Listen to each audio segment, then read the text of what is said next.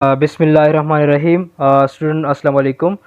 Student, हमने semester 4 adder है nurse start किया हुआ था, और एडर है नर्स में हमने यूनिट नंबर 4 स्टार्ट किया हुआ था, कार्डियोवास्कुलर डिसऑर्डर। ठीक है, कार्डियोवास्कुलर डिसऑर्डर में हम आज पढ़ेंगे एन्यूरिज्म। ठीक है, एन्यूरिज्म कहते हैं जो डायलेशन हो जाए आर्टरीज का, dilation of the arteries from the normal size. Normal size का जो आर्टरीज है, इससे हार्ट आर्टरीज का जो साइज आर्टरी ज़्यादा डायलेट हो जाए और ज़्यादा खुल जाए, इसको क्या कहेंगे हम?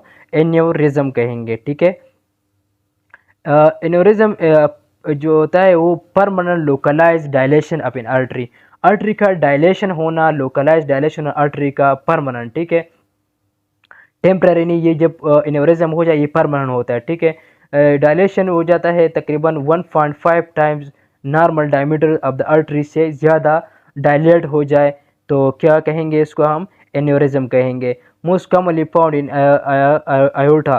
ज़्यादातर जो है ये आयोटा जो है उधर पाया जाता है, हार्ट के जो बॉडी का लार्जेस्ट आर्टरीज है, और वाई वो कह रहे क्यों उधर पाया जाता है? इस वजह से उस एरिया में पाया जाता है क्योंकि वो पूरा बॉडी को ब्लड सप्लाई कर देता है। ठीक है, जब ब्लड प्रेशर ज़्यादा हो जाए उसको ज़्यादा वर्क करना पड़ता है, ज़्यादा ब्लड जो है वो पुश करना होता है बाहर से हार्ट की तरफ, उसकी तरफ चला जाता है, उसमें क्या हो जाता है?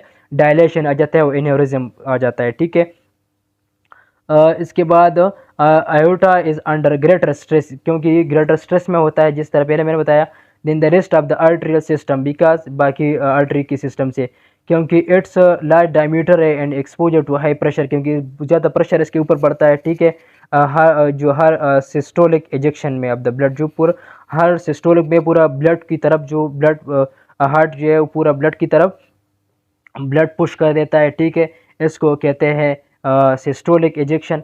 इसकी वजह से जो है ये आयोटा जो बॉडी का जो लार्जेस्ट आर्टरी है, इसमें एन्यूरिज्म आ जाता है। ठीक है, क्लासिफिकेशन ऑफ एन्यूरिज्म। एन्यूरिज्म की क्लासिफिकेशन अगर किया जाए लोकेशन की बेस पर, थोरेसिक आयोटा एन्यूरिज्म और एक एब्डोमिनल आयोटिक एन्यूरिज्म है। ठीक है, थोरेसिक जो है थोरेसिक एरिया में जो हमारे जो एब्डोमिनल आयोटा है, थोरेसिक आयोटा वीकनेस एरिया हो जाता है ब्लड की जो मसल्स, ब्लड वेसल की जो मसल्स है, इसमें क्या हो जाता है? वीकनेस आ जाता है। ठीक है, तो फिर क्या होगा?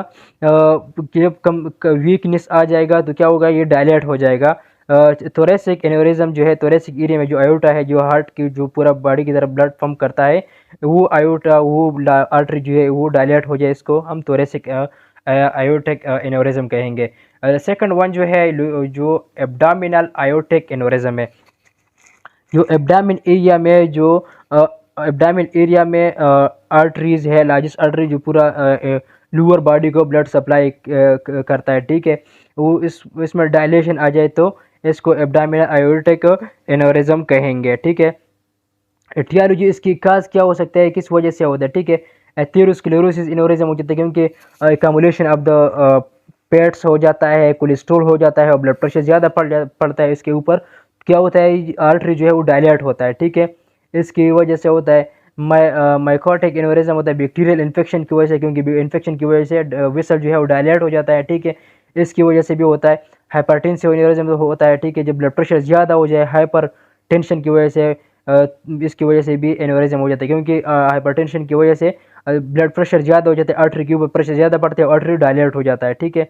प्रेगनेंसी इंड्यूस में, प्रेगनेंसी में भी ज़्यादा एन्यूरिज्म जो है वो हो जाता है। ठीक है, क्लासिफिकेशन अब एन्यूरिज्म में क्लासिफिकेशन अगर बात किया जाए तो ग्रॉस अपीयरेंसेस। ग्रॉस अपीयरेंस जो है based on shape, anatomy, features and size. इसमें हम देखते हैं कि किस तरह से एन्यूरिज्म हो जाता है और कौन सी एरिया में हो जाता है। ठीक है, इसके साइज के हिसाब से। True aneurysm it involve all the 3 layers of the arterial wall. जो आर्टरीज का जो तीनों वॉल है ये इसमें इन्वॉल्व होता है। ठीक है, तीनों जो है वो डायलेट हो जाता है, तो इसको ट्रू एन्यूरिज्म कहेंगे। ठीक है, इसके नीचे शेप के साथ साथ डिटेल के साथ मैं आपको बताऊंगा। ठीक है, फ्यूजिफॉर्म एक टाइप है। ठीक है, फ्यूजिफॉर्म एन्यूरिज्म है। ठीक है, सेकुलर एन्यूरिज्म है। ठीक है, डायसेक्टिंग एन्यूरिज्म है। इस पिक्चर में आप लोग देख सकते हैं टाइप ऑफ एन्यूरिज्म में। ठीक है, जो आयोटा है इसमें आप देख सकते एक साइड्स पर जो डायलेशन हुआ है आर्टरीज का यूनिलेटरल, मतलब एक साइड पर आर्टरी का डायलेशन हो जाए तो इसको क्या कहते हैं हम, सेकुलर एनोरिज्म कहेंगे। ठीक है, अगर बाइलेटरल हो जाए आर्टरी में डायलेशन, मतलब दोनों साइड पर, जिस तरह दूसरे पिक में आप लोग देख सकते हैं। ठीक है, इसको हम क्या कहेंगे, फ्यूजिफॉर्म एनोरिज्म कहेंगे। ठीक है, जो थर्ड वन है इसको कहते हैं सूडो एनोरिज्म। आर्टरीज का जो वॉल्व्स है इसमें मसल जो है वो वीक हो जाता है और वो फट जाता है और ब्लड जो है वो बाहर आर्टरीज के जो लेयर्स है इसमें एकमुलेट होना शुरू हो जाता है, इसको सूडो एनोरिज्म कहेंगे। ये ज़्यादातर जो लोअर एक्सट्रीमिटीज़ है इसमें हो जाता है। ठीक है, फ्यूजिफॉर्म एनोरिज्म जो है, ये बाइलेटरल एनोरिज्म जो है ये हो जाता, ये ज़्यादातर वो एब्डामिन आयोटा में हो जाता है। ठीक है, और थोरेसिक आयोटा में ज़्यादातर सेकुलर हो जाता है। ठीक है, ये लोकेशन के हिसाब से पिक में मैं आप लोगों को दिखा दिया। ठीक है, इसके बाद टाइप ऑफ एनोरिज्म में अगर फ्यूजिफॉर्म एनोरिज्म, जिस तरह पहले मैंने आपको बताया बायलेटरल होता है। ठीक है, एक साइड से तो आउट फाउचिंग बाहर से एक फाउच सा बना होता है। ठीक है, आर्टरी से, लेकिन एक साइड से बना होता है, इसको क्या कहेंगे हम, फ्यूजिफॉर्म एनोरिज्म। सेकुलर एनोरिज्म है बायलेटरल, सॉरी, दोनों साइड से एक फाउच सा बना होता है आर्टरीज से। ठीक है, इसको फ्यूजिफॉर्म एनोरिज्म कहेंगे। सेकुलर एनोरिज्म जब यूनिलेटरल आउट फाउचिंग, एक साइड से आर्टरीज जब डायलेट हो जाए, इसमें एक आउट फाउच बन जाए। ठीक है, एक से एक तेला सा बन जाए, और इसको हम यूनिलेटरल एनोरिज्म कहेंगे। द थर्ड वन जो है ये डायसेक्टिंग एनोरिज्म है, ये बायलेटरल हो जाता है आउट फाउचिंग, इसमें जो लेयर के विसल के जो लेयर है ये सेपरेट हो जाता है एक दूसरे से। ठीक है, और एक केविटी सा बन जाता है। ठीक है, और इसमें ब्लड की कम्युलेशन हो जाता है, इसको डायसेक्टिंग एनोरिज्म कहेंगे। ठीक है, इसके बाद जो है फॉल्स एनोरिज्म है, सूडो एनोरिज्म, इसको भी सूडो एनोरिज्म भी हम कह सकते हैं। ठीक है, it involves localize rupture of the tear. ठीक है, एक जो है वेसल में एक रप्चर आ जाता है, एक टीयर आ जाता है। ठीक है, इनकी वजह से इनर वॉल जो है आर्टरी का वो इसमें हो जाता है। ठीक है, ब्लड क्लॉट हो जाता है उस जगह पर, और ब्लड की कम्युलेशन जो है, ब्लड जो जमा होना शुरू हो जाता है उस जगह पर, एक पाउच सा बन जाता है टिश्यू में। इसको क्या कहेंगे, फॉल्स एनोरिज्म कहेंगे या सूडो एनोरिज्म कहेंगे। ये ट्रामा की वजह से हो सकता है, क्योंकि वाल के ऊपर कोई भी ट्रामा हो जाए आ जाए। ठीक है, कोई भी चीज़ लग जाए प्रेशर से, इसकी वजह से कोई एक्सीडेंट में कोई वजह से ये फॉल्स एनोरिज्म हो सकता है। The sake made up from the compress surrounding tissue, ये सेक जो है बन जाता है एक कंप्रेस्ड सराउंडिंग टिश्यू में, इसमें जो है वो बन जाता है। इस पिक्चर में नीचे आप लोग देख सकते हैं एडवेंटिशिया, मीडिया एंड इंटीमा, ये तीनों लेयर जो है, ये तीनों लेयर अब आर्टरी का इसमें डायलेशन आया हुआ है। ठीक है, आप लोग इसको देख सकते हैं, इसको सेकुलर का दिया हुआ है।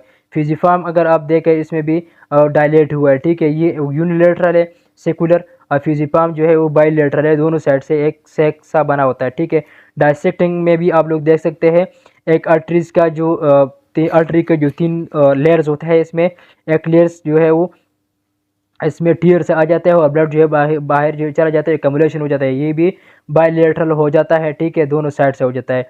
फॉल्स एनोरिज्म भी आप देख सकते हैं, एक टीयर सा बन जाता है तीनों लेयर्स उसमें, और बाहर टिश्यू में ब्लड आ जाता है, कम्युलेशन हो जाता है।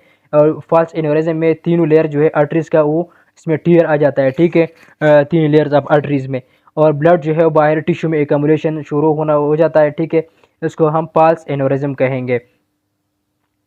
इसके अलावा how does in aneurysm develop, aneurysm किस तरह डेवलप होता है इसको हम देखते हैं। Develop is a mark weakening of the wall of the vessel, vessel के जो वॉल्स है, जो लेयर्स है, इस वो कमज़ोर हो जाता है। ठीक है, कोई वीकनेस आ जाता है इसमें। ठीक है, इसके बाद फिर क्या होता है, एनोरिज्म ग्रो हो जाता है, और वो इसके डायमीटर जो है वो ज़्यादा शुरू होना स्टार्ट हो जाता है, जिधर वो वॉल्स जो है आर्टरीज के वो कमज़ोर हो गया हुआ है। ठीक है, उसमें डायमीटर जो है इसका ज़्यादा हो जाता है और एनोरिज्म हो जाता है, डायलेशन हो जाता है। रेडियस ऑफ द वेसल जो है वो भी, रेडियस जो है सरकमफ्रेंस जो है उसका वो भी इंक्रीज हो जाता है, और वेसल वॉल के ऊपर जो है प्रेशर जो भी वो इंक्रीज हो जाता है और टेंशन की वजह से। तो क्या होगा, एनोरिज्म रप्चर, तो क्या होगा फिर, ज़्यादा वीकनेस की वजह से और ज़्यादा प्रेशर पड़ने की वजह से एनोरिज्म जो है वो डायलेशन ऑफ द आर्टरी जो है वो रप्चर हो जाता है। ठीक है, वो फट जाते हैं। क्या हो जाता है, ग्रेट एक्स्ट्रा प्रेशर हो जाता है सराउंडिंग स्ट्रक्चर में, टिश्यू में जो है वो प्रेशर पड़ जाता है। एब्डामिनल एयोर्टिक डायसेक्शन, ठीक है, एब्डामिनल आप लोग देख सकते हैं एब्डामिनल एयोर्टिक डायसेक्शन किस तरह हुआ है, ठीक है। डायसेक्टिंग एन्यूरिज्म एट एब्डामिनल एयोर्टा आकर 4 times more often thoracic aneurysm if untreated, अगर ये अनट्रीटेड हमने छोड़ दिया तो ये रप्चर हो सकता है and cause life threatening condition, क्योंकि लाइफ थ्रेटनिंग कंडीशन भी हो सकती है क्योंकि पूरा बॉडी को ब्लड नहीं जाएगा। जब ये थोरेसिक एन्यूरिज्म हो जाए, डायलेशन हो जाए, फिर रप्चर हो जाए, ठीक है, फट जाए, ब्लड तो सारा बाहर एब्डाम जो थोरेसिक कैविटी में जो है वो जमा हो जाएगा और पूरा बॉडी को जो ब्लड हार्ट सप्लाई करता है वो पूरा बॉडी को नहीं जाएगा, टिश्यू को नहीं जाएगा, ब्रेन को नहीं जाएगा, तो क्या होगा, ऑलरेडी लाइफ थ्रेटनिंग कंडीशन हो सकता है। डायसेक्टिंग एन्यूरिज्म अगर आप देख सकते हैं ये नॉर्मल आर्टरीज है, ठीक है, ये डायसेक्टिंग वाला भी आप लोग देख सकते हैं, ठीक है, ये रप्चर हुआ है बाहर इसकी तरफ से, एरोटिक डायसेक्टिंग है आर्टरीज में, ये डायसेक्टिंग हुआ है, ठीक है। इसके साइन सिम्टम्स क्या है, asymptomatic smaller than 5 to 6 centimetre, ठीक है, awareness of the pulsating mass in the abdomen with और विदाउट पेन की वजह से, पेन कभी कभार इसमें पेन होता है, कभी पेन नहीं होता, एब्डामिनल एंड बैक पेन होता है, ठीक है, ग्रोवन एंड प्लैंक्स एरिया में भी पेन होता है, ठीक है। रप्चर, अगर जब ये रप्चर हो जाए, एब्डामिनल पेन हो जाता है क्योंकि जब रप्चर हो जाए ब्लड एकमुलेशन शुरू हो जाता है, नीचे एब्डामिन की तरफ चला जाता है और पेन हो जाता है पेशेंट को, शॉक और सिस्टोलिक बीपी, ब्लड प्रेशर जो है वो 100 से कम हो जाता है, ठीक है, और ग्रेटर देन 100 से, लाइट हेडेडनेस क्योंकि ब्लड प्रेशर कम हो जाता है और सर जो है वो हल्का महसूस करेगा वो पेशेंट, ठीक है, इसको वोमिटिंग की फीलिंग आएगी, उल्टियों की फीलिंग आएगी उसको, और अचानक जो है उसका ब्लड प्रेशर जो है कम होगा क्योंकि रप्चर हो जाता है, ब्लड जो है वो बाहर बाहर जो है एकमुलेशन स्टार्ट होना हो जाता है और बॉडी की तरफ नहीं जा रहा, आर्टरी के ऊपर प्रेशर नहीं पड़ रहा, बॉडी को ब्लड नहीं जा रहा बाकी टिश्यू को, तो क्या होगा, पोटेंशियल हो जाएगा, ब्लड प्रेशर जो है डाउन हो जाएगा और हार्ट फेलियर हो जाएगा, ठीक है, और आखिरकार पेशेंट क्या होगा, डेथ की तरफ चला जाएगा, पेशेंट की डेथ काज हो जाएगा। इसके डायग्नोस्टिक टेस्ट की अगर हम बात की जाए फिजिकल असेसमेंट में, और फिजिकल असेसमेंट करते पहले देखते पेशेंट को फिजिकली, इसके बाद अल्ट्रासाउंड करते, अल्ट्रासाउंड में इसको देखते हैं कि कौन सी आर्टरीज में जो है एनोरिज्म हुआ है, डायलेशन हुआ है, ठीक है, सिटी स्कैन में देखते हैं, ठीक है, और मैग्नेटिक रेजोनिंग इमेज जो है इसमें भी देखते हैं, एमआरआई में।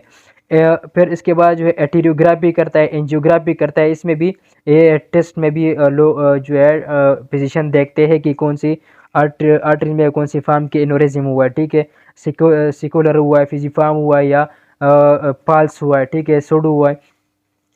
ट्रांस एसोफिजियल इकोकार्डियोग्राम, ट्रांस एसोफिजियल की जगह एरिया से एक ट्यूब जो इंसर्ट करता है और इकोकार्डियोग्राम करता है, ठीक है, और एंडोस्कोप जो है वो एंटर कर देता है, इसकी वजह से भी वो सारा वो एरिया जो है वो देखता है अल्ट्रासाउंड में।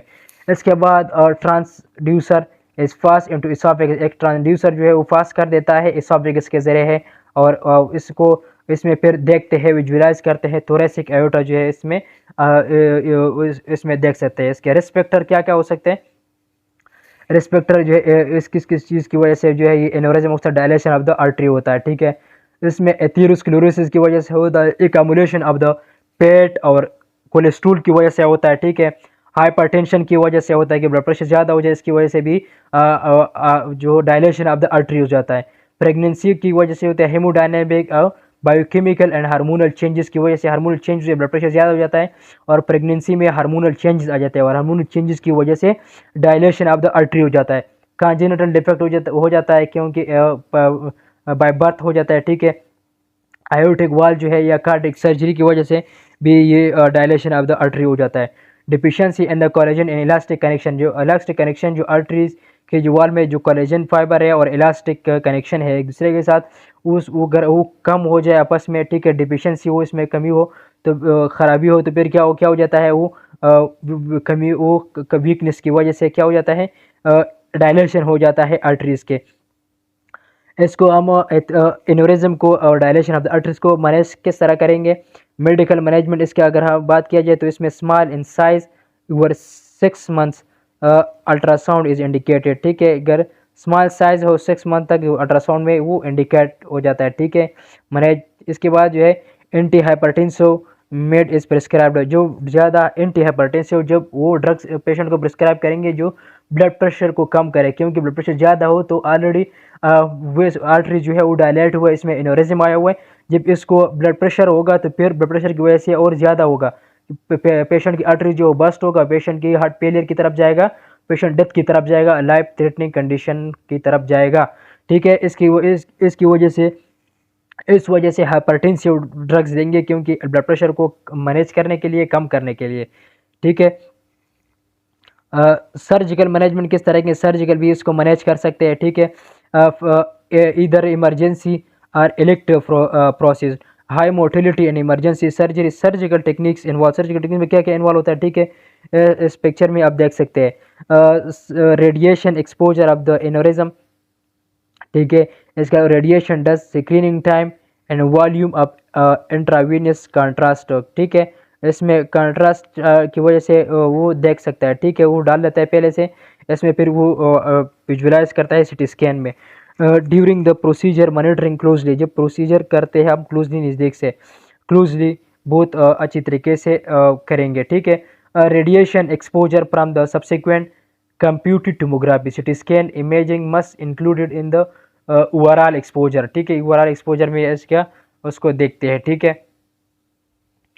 इसके अलावा जो एप्लीकेशन ऑफ द क्लेम, जो जिधर एनोरिज्म हुआ इसको एक क्लेम के जरिए एप्लीकेशन भी लगाता है above and below the aneurysm से ऊपर या नीचे, क्योंकि जो एनोरिज्म हुआ इसको बंद कर देते हैं और ब्लड जो है आग बाहर नहीं आएगा और वो हील हो जाएगा उस एरिया, और आर्टरीज जो है वो अपने जो ओरिजिनल कंडीशन है, ओरिजिनल हालत है उसमें उसकी तरफ चला जाएगा। Replacement of excise segment with graph, graph की वजह से इसको चेंज भी कर सकता है। ठीक है, और क्लैम्प की वजह से जो आप पिक्चर में आप देख सकते हैं, ये जो एनोरिज्म हुआ इसको क्लैम्प किया हुआ है, इससे ये बंद हो जाएगा, ब्लड नहीं आएगा बाहर, एनोरिज्म ज़्यादा मजीद आर्टरी की डायलेशन नहीं होगा और जो इन्फेक्टेड एरिया इसका हील हो जाएगा और ये ठीक हो जाएगा इसकी वजह से। नर्सिंग प्रोसेस, अगर बात करें नर्सिंग की प्रोसेस होगा इसका एनोरिज्म में, वेसल की डायलेशन में, इम्पेयर्ड कार्डिक आउटपुट। ठीक है, related to compromise cardiac condition, cardiac output जो है उसको ठीक उसको मॉनिटर करेंगे। ठीक है, नर्स को चाहिए कि कार्डिक जो आउटपुट है ये कंप्रोमाइज कार्डिक कंडक्शन की वजह से इसको इम्पेयर हो सकता है, इसको बार बार जो है वो चेक करे। ठीक है, मैनेज करे। Pain related to surgical intervention, कोई भी सर्जिकल इंटरवेंशन की वजह से पेशेंट को पेन हो तो नर्स को चाहिए कि इसकी पेन को मैनेज करे। ठीक है, impaired gas exchange related to imbalance between oxygen supply and demand. ठीक है, इसकी वजह से आर्टरी की डायलेशन की वजह से ऑक्सीजन की सप्लाई भी कम हो जाता है, पूरी बॉडी को नहीं जा रहा, तो नर्स को चाहिए कि ब्लड प्रॉपर ऑक्सीजन जो है वो प्रोवाइड करे पेशेंट को, ऑक्सीजन लगाए, ऑक्सीजन मास्क लगाए, कोई और ऑक्सीजन को पेशेंट की देखने के बाद कि पेशेंट को कितने अमाउंट में ऑक्सीजन चाहिए। ठीक है, उसको पेशेंट को ऑक्सीजन जो है वो लगाना चाहिए, क्योंकि बॉडी को ऑक्सीजन की डिमांड जो है वो पूरी हो जाए। ठीक है, alter tissue perfusion related to compromised oxygen supply to myocardium, जो ऑक्सीजन की सप्लाई कम हो जाए तो क्या होगा, ऑक्सीजन की सप्लाई हार्ट की जो मसल्स है उसको मायोकार्डियम जो है इसमें क्या होगा, ऑक्सीजन सप्लाई कंप्रोमाइज़ हो जाएगा, ऑक्सीजन सप्लाई कंप्रोमाइज़ हो जाएगा तो क्या होगा, मायोकार्डियल इन्फेक्शन होगा, एमआई होगा, और हार्ट जो है प्रॉपर कंट्रैक्शन जो है वो कंप्रोमाइज़ हो जाएगा और पूरे बॉडी की तरफ हार्ट फिर पूरी बॉडी की तरफ ब्लड जो है वो फिर नहीं पंप कर सकता। रिस्क पर हेमरेज कोई भी हेमरेज भी हो सकता है, ब्लीडिंग हो सकता है, prolong use bleeding thinning medication, blood की जो वो थिनिंग मेडिकेशन की इस्तेमाल की वजह से जब हम ज़्यादा मकदार में एस्पिरिन या जो इसके बाद कैप्टोप्रिल जो वगैरह वो जो है वो ड्रग्स देंगे तो क्या होगा, नर्स को चाहिए कि उसको पेशेंट को असिस्ट करे, क्योंकि ऐसा ना हो कि ब्लड ज़्यादा थिन हो जाएगा, इसकी वजह से ज़्यादा थिन होने की वजह से ब्लीडिंग स्टार्ट हो जाता है बॉडी की, जिस दर डायलेशन हुआ जो इन्फेक्टेड आर्टरीज है, इसकी वजह से पेशेंट भी हाइपोवोलीमिया में जा सकता है और पेशेंट शॉक की तरफ जा सकता है, पोलिपिक शॉक की तरफ। Cerebral perfusion alter related to imbalance between oxygen supply and demand. ठीक है, सेरेब्रल परफ्यूजन हो जाए तो ठीक है, क्या होगा, ब्रेन को ऑक्सीजन नहीं, हार्ट जो ब्रेन की जो रिक्वायरमेंट है ऑक्सीजन की वो पूरा नहीं होगा तो क्या होगा, अल्टीमेटली ब्रेन डेथ हो जाएगा। तो ब्रेन डेथ हो गया तो फिर अल्टीमेटली पेशेंट क्या होगा, पेशेंट भी डेथ की तरफ जाएगा। ठीक है, पेशेंट स्टूडेंट बिकॉज वीएन फिर हम नेक्स्ट यूनिट में स्टार्ट करेंगे। ठीक है, आज तक इतना ही। अल्लाह हाफ़िज़।